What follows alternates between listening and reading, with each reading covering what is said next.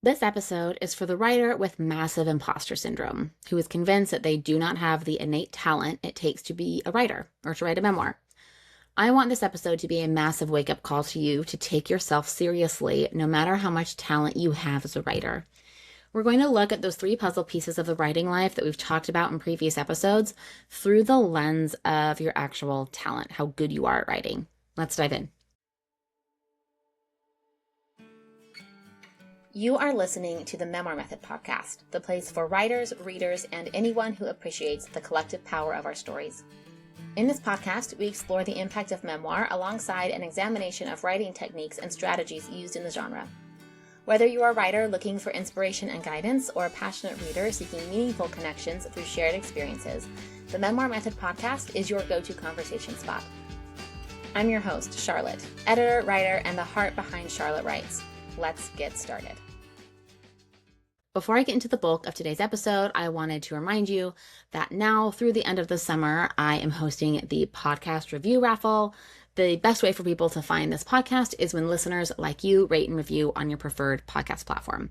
For everyone who rates and reviews the Memoir Method podcast between now and August 31st will be entered to win free access to the entire Writers Workshop series that I delivered live in June, and in addition to a free 60-minute call with me. So all you have to do is rate and review the Memoir Method podcast and then fill out the Google form I've linked in the show notes. So thank you so much. Let's get into today's episode.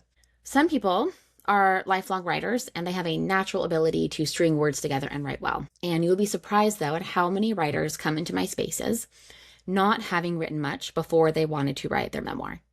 I'd say at least half, if not more, of my clients hadn't done much writing before they decided to write their memoir. I'm going to say that talent is highly overrated. I could have a writer send me a manuscript that's beautifully written, but have a miserable time editing it because they don't take feedback well or don't have a good rapport with me. As an editor, I care far less about how talented you are and so much more about how willing you are to learn, revise, and collaborate with me as your editor. So let's look at the three pieces of a writing practice and how talent plays into none of them. As a review, if this is the first time that you are tuning into the Memoir Method podcast, the three puzzle pieces of a writing practice are how you think, what you consume, and how you work. So first off, how you think. Years ago, I was running a Facebook ad for a freebie that I had, and some goon commented on the ad with this: "Writing is innate," in all caps. Either you can or you can't. If this is how you are thinking about writing, then you are likely to crash out pretty hard at some point. This is a pretty set belief about writing. And for the person who commented it, regardless of how much talent they naturally have, I don't suspect that they're going to get very far. I think that person would be miserable to work with, if I'm honest. If your thoughts about your skill set, your raw talent, or your ability to improve are fixed, then your ability to create is fixed as well. Do you see yet how your actual talent does not matter? We're early into the episode, but I hope that you're starting to see how whatever talent you have coming into this process is so much less important than these puzzle pieces. How you think about your talent matters so much more than how naturally writing is going to come to you. Let's say that you're pretty new to writing. Again, many of my clients didn't think about themselves as writers before writing a memoir. So let's say that you're in that boat and you feel out of your depth as a newbie writer. If you followed that silly commenter's line of thinking, that the ability to write is innate and there's nothing you can do about it to improve it or change it, then coming in as a newish writer is going to feel 100 times more intimidating than it already does. But if you focus first on how you think, that you are here to plant a truth into the world via your story and that you get to learn how to do it, then your entire approach to the writing process will soften and become more accessible. My most practical piece of advice for you is to change all of your have-tos to get-tos. I get to revise my memoir this month, not I have to rewrite everything this month. I get to find an editor who's a good fit, not I have to find an editor to fix my draft.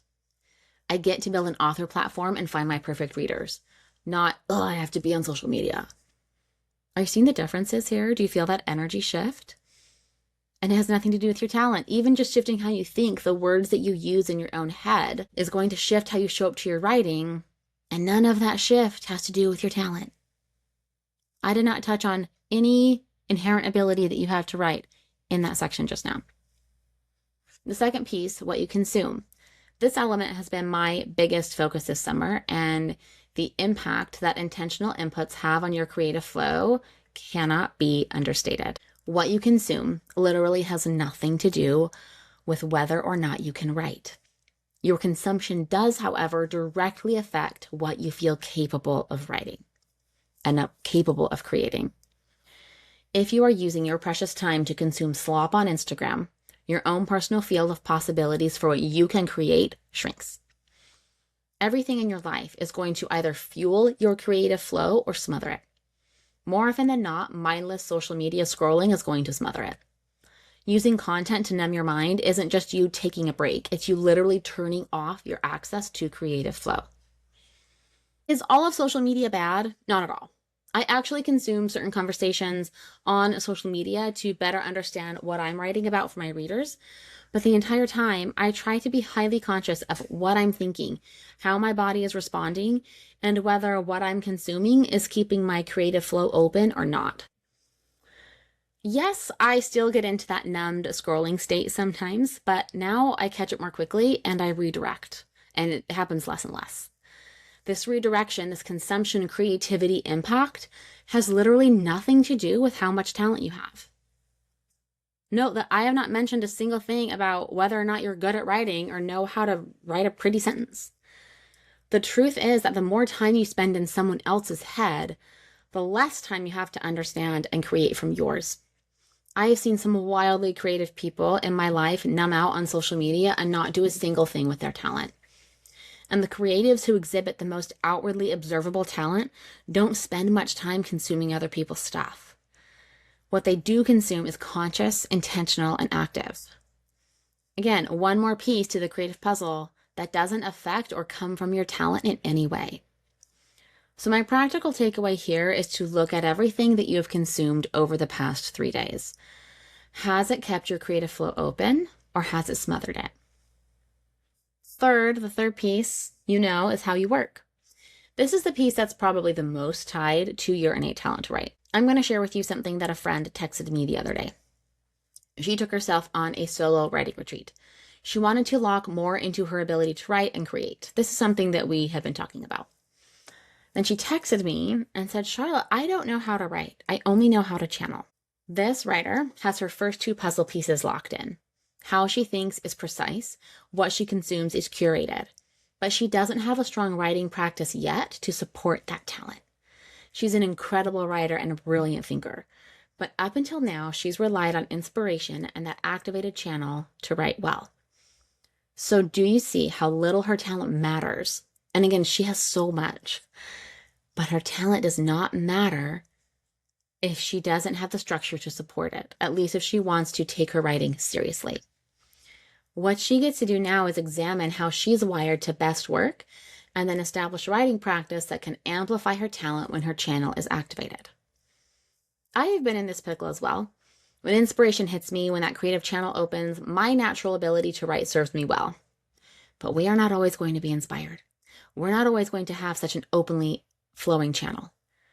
And even then, we get to show up and write and create, and it's that consistency that creates the conditions for amplified talent, however much you have. Again, the need for this structure has zero amount to do with how well you can write. What I want you to look at is, do you have a writing practice in place to support your talent, your spaces of learning, your ability to grow and refine how you write? Without that structure, nothing will slot in the way that you want it to. And I want to just have a little side note on the concept of talent. It can feel like this fixed thing, like a gift bestowed by the gods or not. And you can learn anything. I can teach you how to write. In my spaces, I teach my writers how to use their voice, how to build a scene, how to guide the reader. For some of them, those skill sets come more naturally. For others, the concepts are completely new and they get to learn them and practice them. But anyone can learn them. If you're learning it and it's not fun for you, then that might be a sign that maybe your creative work and your creative abilities lie somewhere else. I feel like creation should generally be like a net positive, fun-wise. But it doesn't matter if someone else thinks you're a good writer or not. It doesn't matter if you think you have talent. Maybe you had a teacher in grade school say, well, you're not a very good writer. Or maybe you had a teacher say that you're a really good writer, and that was a foundation for you building this love of creating and writing. But talent is such a weird, kind of pointless metric to use with yourself. It's one thing when I'm reading someone else's work, especially just as a reader, if I'm reading a novelist, or if I'm reading a new novel or something like that, I can always feel, I love how they write. They feel really talented. I love what they make me think. In that way, the concept of talent is helpful. But when it comes to you as a writer, it's not. All it's really going to do is just kind of activate some comparison failure, and you might just kind of feel like crap about yourself. That's not it. So however you're thinking about talent and creativity and writing, let's put it aside and focus on what you can control. You can control the rooms that you put yourself in, the spaces that you are in as a creative, who you're learning from. You can put yourself in proximity to people who are doing what you're doing, other people who are writing memoirs. That's why I run my Memoir Method program as a cohort, because we get to be together and learn from each other, and you get to connect with other writers who are doing what you like to do also. The lens I want you to adopt now after listening to this episode is one where you can assess whether your writing life is set up to help you learn, to support your process, to ensure your progress and refinement.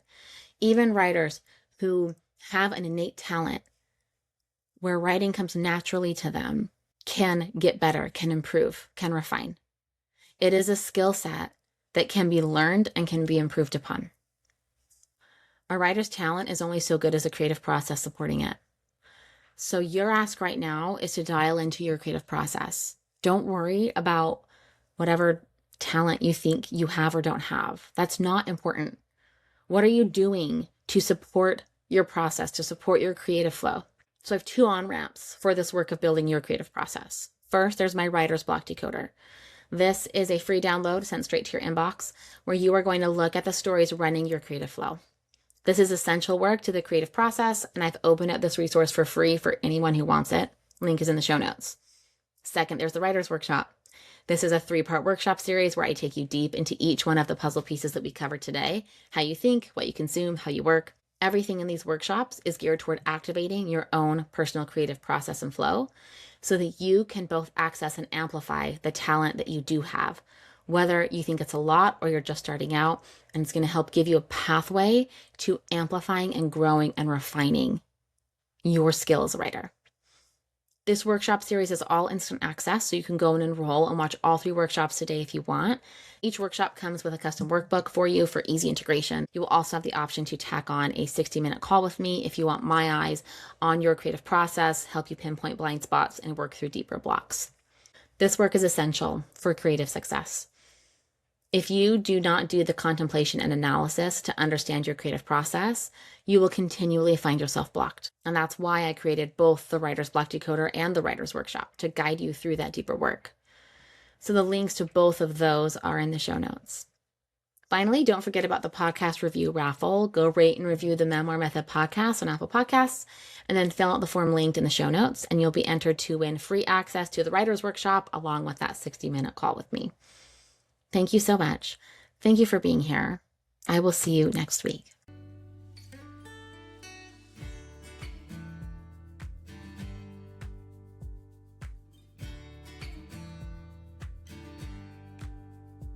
You've just listened to an episode of the Memoir Method podcast.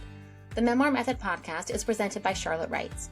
If you liked what you heard, the best way to support the show is to subscribe through your preferred podcast player. And if you're feeling especially inspired, I'd love it if you left a 5-star review on Apple Podcasts. Leaving a review really does help other readers and writers like yourself find the show. If you want to continue the conversation, you can find me on my website at charlottewrites.co or on Instagram at charlottejanewrites. Thank you for tuning in. I'll see you next time. And remember that you have a story that matters.